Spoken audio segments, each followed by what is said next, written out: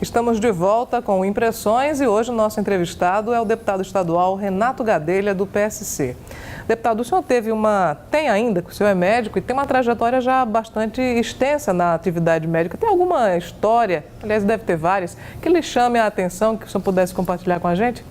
Tem duas histórias quando trabalhava muito com urgência. Uma foi no Hospital Pedro I e um cidadão caçando, a espingarda detonou de forma acidental e sobre o abdômen. Então ele estava praticamente chocado porque o fígado foi atingido, havia um sangramento profuso e o anestesista disse: Renato, se você não entrar de imediato, esse paciente vai morrer na sala. E eu estava esperando luvas. E aí eu digo, bem, eu vou começar a operar sem luvas. E aí realmente é uma sensação muito estranha, né?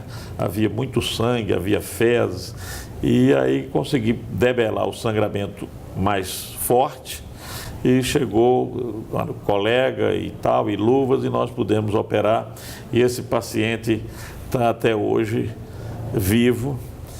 E continua caçando ou não? Hein? Ele continua caçando ou não? Não, ele deixou. Desde que o IBAMA apareceu, esse hábito de caçar, as pessoas cessaram por completo, né?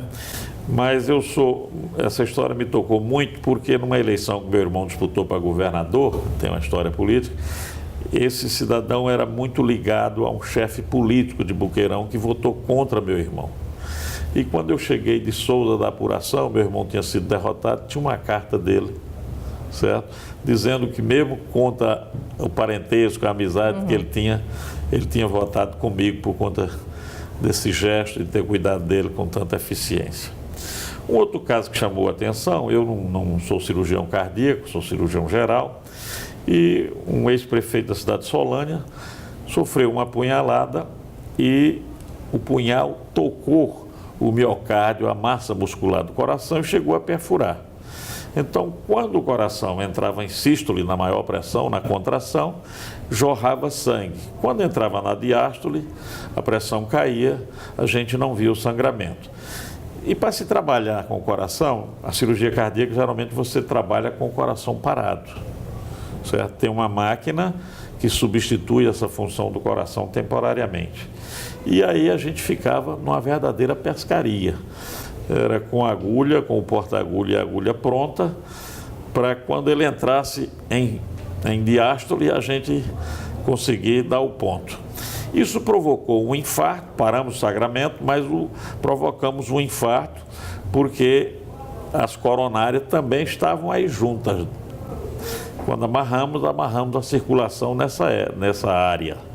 Mas ele foi para a UTI, tratou, com 10 dias ele estava de alta, teve um infarto, mas nós conseguimos salvar a vida por conta dessa intervenção de forma, vamos dizer, anômala.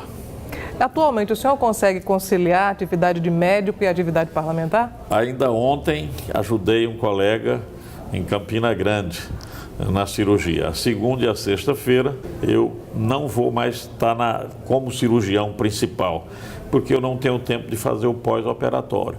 Mas para não perder mão, a habilidade, eu fico auxiliando os colegas e eles conduzem o pós-operatório. Deputado, e o que foi que ele levou, depois de tantas décadas dedicadas à medicina, a decidir entrar para a atividade política, disputar um mandato como deputado estadual? Olha, foi mais um apelo da sociedade, dos amigos e do meu agrupamento político para que isso acontecesse. O nosso deputado estadual, à época, era o deputado André Gadelha, e ele foi eleito prefeito da cidade de Souza.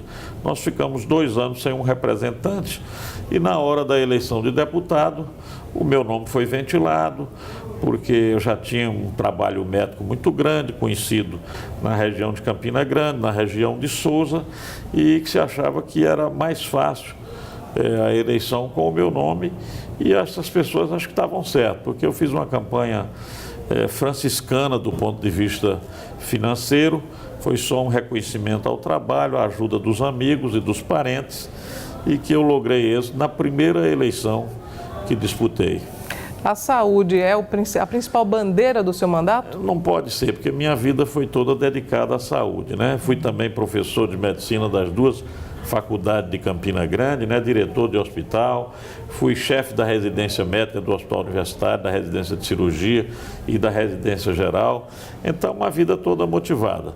E eu fico muito preocupado, porque a gente, como médico, a gente faz um trabalho de formiguinha. E eu penso daqui, com esse mandato aqui em João Pessoa, eu possa ter uma atividade mais abrangente em defesa da saúde da população. Que aspectos da saúde entram na pauta do seu mandato? O meu mandato, o que eu quero é realmente você diminuir essa separação entre o tratamento, ou igualar o tratamento do rico ao tratamento do pobre. A vida é uma só. E hoje nós vemos que não é assim. Quem tem recurso para ir a São Paulo tem uma medicina de alto padrão, principalmente com novos métodos de diagnóstico, novos métodos de tratamento, e isso não chega a toda a população. Medicina é uma atividade muito cara. A inflação da medicina é mais de 20% acima da inflação normal. Os equipamentos são caros, muitos são importados, e isso não tem permitido que todos tenham acesso à saúde. A outra coisa é você lutar para mais recursos para a saúde. Se fala muito que é gestão, não é. O que aconteceu foi que em 1988, com o advento da Constituinte, liberou-se o atendimento à saúde para toda a população. Nada mais justo e nada mais correto. Foi a chamada universalização. A universalização. Só que esqueceram de dotar com o orçamento necessário para atender toda a população. Isso achatou os valores, achatou o poder de investimento, e hoje nós temos essa separação do paciente do SUS, do paciente do plano de saúde e do paciente particular. Isso a gente tem que tentar abolir. Eu acho também que, apesar de ter começado como proprietário de hospital, eu acho que a medicina devia ser toda pública. Já é um ônus muito grande você ficar doente, sem produzir, longe da família, sofrendo e ainda ter que pagar porque está doente, certo? Mas, enquanto isso não acontece, a gente continua com o hospital de uma forma suplementar a política pública de saúde que o governo implementa. A Assembleia Legislativa constituiu uma comissão de saúde da qual o senhor faz parte. Que tipo de contribuição os senhores pretendem dar justamente a essa temática? Eu sou vice-presidente dessa comissão. Estamos convocando a secretária de saúde, a doutora Roberta Bach, que reconhecemos nela uma pessoa competente, capaz de fazer um bom trabalho, mostrar um plano. E nós temos um trabalho próprio que é descentralizar o atendimento da saúde. Nós não podemos permitir que só Campinas e João Pessoa tenha resolução nos casos de alta complexidade.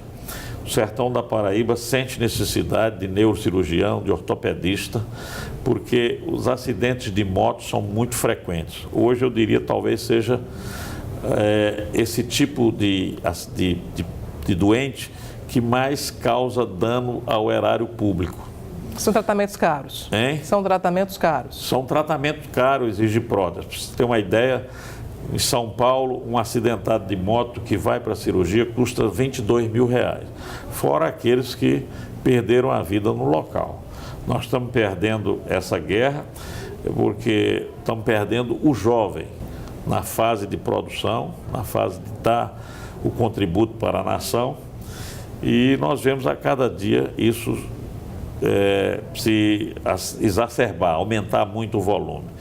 E nós precisamos desse profissional para que esse paciente não corra o risco de sair de Cajazeiras, a 480 quilômetros de João Pessoa e a 300 e pouco de Campina, num atendimento entre a vida e a morte numa ambulância do SAMU ou de outra própria do município, e esperar pelo atendimento 4, 5, 6 horas depois.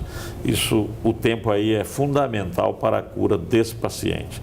Então, eu quero descentralizar aqui hospitais como a cidade de Patos, Souza, Cajazeiras, Catolé do Rocha, Guarabira, tenham condição também de resolver os problemas no seu local.